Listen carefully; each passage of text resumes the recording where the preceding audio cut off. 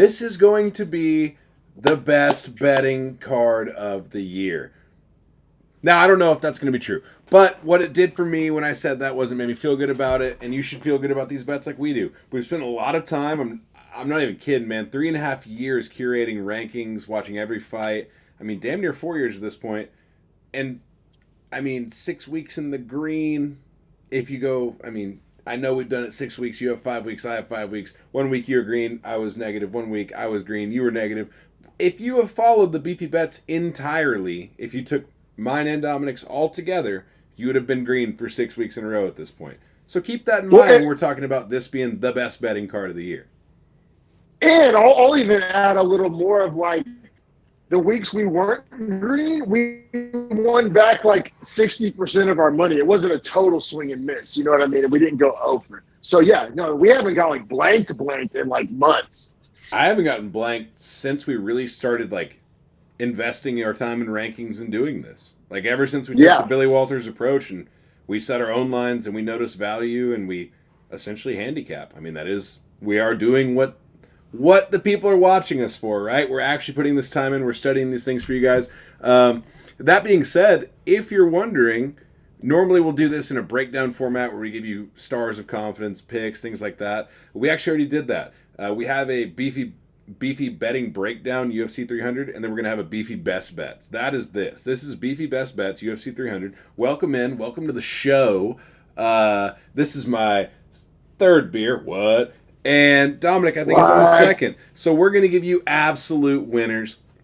Um, I think we'll probably lead it off with our underdog of the week. It only makes sense. It's the only one where we don't have a contingency. It's the only one where there's one guy we're riding on, and that's Yuri Prohaska, baby. Plus 100. I love him. Yeah, we're feeling pretty chalky this week. And yeah, I mean, getting Yuri, the former champ, at plus money over a guy coming off an injury. Like I said, we already broke it all down and go watch that video. But yeah, dog of the week, getting Yuri Absolutely agree. money. Gotta love it.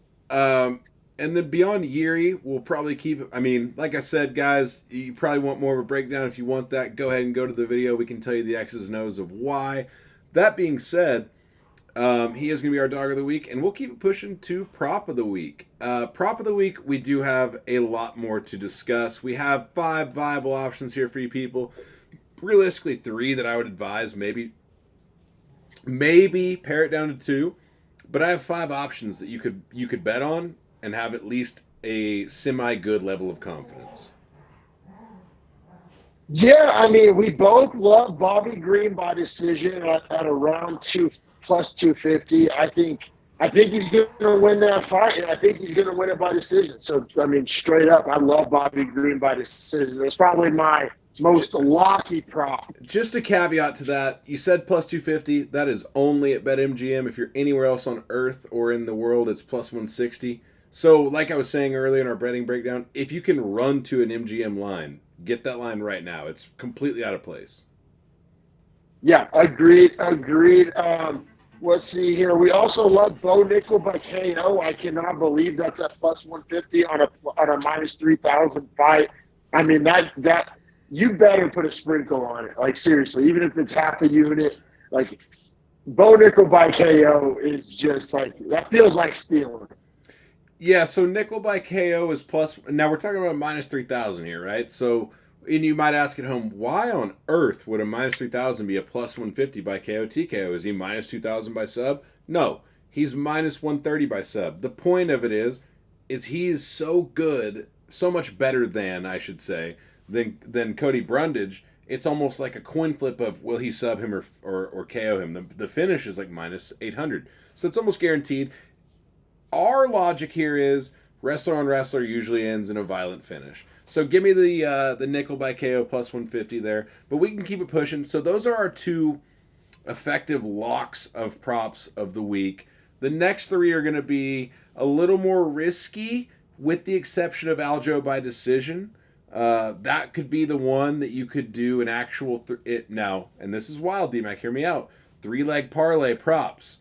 Okay, I'm just Oh, saying. it would be fucking Jamba Juice in there with all that. It'd be so juicy. Yeah, absolutely. I mean, Aljo by decision plus 120 is insanely solid value. Effectively, that plus 120 on by decision is Vegas telling you, like, this fight's going to end this way.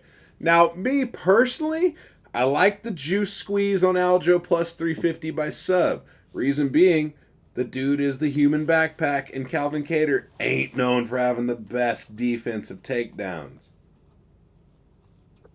Yeah, yeah. We were literally debating on the actual betting breakdown. Once again, you can go check that out on our channel. Give us a subscribe while you're at it. And Mike, yeah, I think Aljo by decision is like more likely to happen at plus 120. Vegas, once again, like you said, telling you it's going to happen. But like Aljo does get a lot of subs. He does take the back. He does get takedowns. Like the recipe is there for him to win this fight by sub, and that value at plus 350 for a guy who gets a lot of sub. Can't be too mad at it. Absolutely. And then our fifth option here, probably, I would say I mean, I guess Alger by sub might be my least favorite option out of the five. But Gaethje by decision is also on the table here, simply because Max Holloway doesn't get finished, doesn't get knocked down. Gaethje probably wins rounds 1 and 2 just based on power and bullying and size. So if you're telling me Gaethje has to win 1 out of 3 to win the fight by decision in the final five, and Holloway is not a guy that gets finished, I'll take the odds on that, and that gives you plus 275 Gaethje by decision. Probably won't bet it, but I do like it as an option for someone with a deeper wallet. Yeah, for sure. It might be worth a little sprinkle there because, like, I think Gaethje's going to win the fight. Holloway doesn't get knocked out. Gaethje doesn't go for submissions. I mean, you kind of end up at Gaethje by decision there. So, yeah, I'm not mad at that at all. There's a lot of props that we are interested in this weekend at UFC 300. And once again, the reason why we're giving you all these options is like I think a lot of UFC fans and UFC bettors are like treating UFC 300 as like a special occasion, and maybe you might bet a few more units than you typically do on like a fight night card. So for these extra units, if you're looking like what to do with them, there's a lot of interesting props that we're going to give you here. And another one is Oliveira by sub. Who has the most subs in I think UFC history is Charles Oliveira. You're getting plus 400 on him by sub. Now, that's a straight up spring, hard to catch in a sub. However, if anybody is the guy to do it, it is Charlie Olives, and plus 400 is pretty juicy. Couldn't agree more with you, man. Could not agree more with you. I don't hate the Oliveira sprinkle there. Although I like Surkion to win the fight, I think that Oliveira catching him in a sub is very viable possibility. That being said, we can probably keep it pushing to the parlay candidates unless you had any more props you wanted to bring up to the attention. One more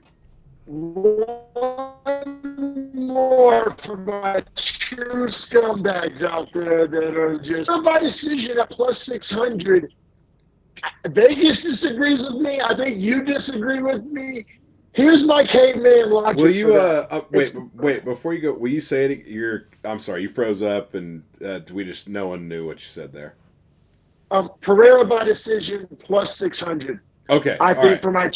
for my true value goblin hunters out there. I mean, Jamal Hill doesn't get knocked out. It's probably going to be a striking matchup. I mean, Jamal Hill's never been knocked out. Just kind of some caveman math. We think Pereira wins. Jamal Hill, we think it's going to be striking. Jamal's never been knocked out. I mean, it's a little bit of MMA math there, but I mean, Pereira plus 600. If you're looking for a sprinkle, if you're just sprinkling around units because it's a big event at UFC 300, might be worth taking a peek at, kicking the tires on. Word, we can keep it pushing to the parlays. We honestly, I mean, a super solid four leg here. You could extend it to 6 if you're just scumbagging your way through life. I think the solid 4 here: Diego Lopez minus 140, Bobby Green minus 180, Davison Figueiredo minus 300, and Alex Pereira minus 130.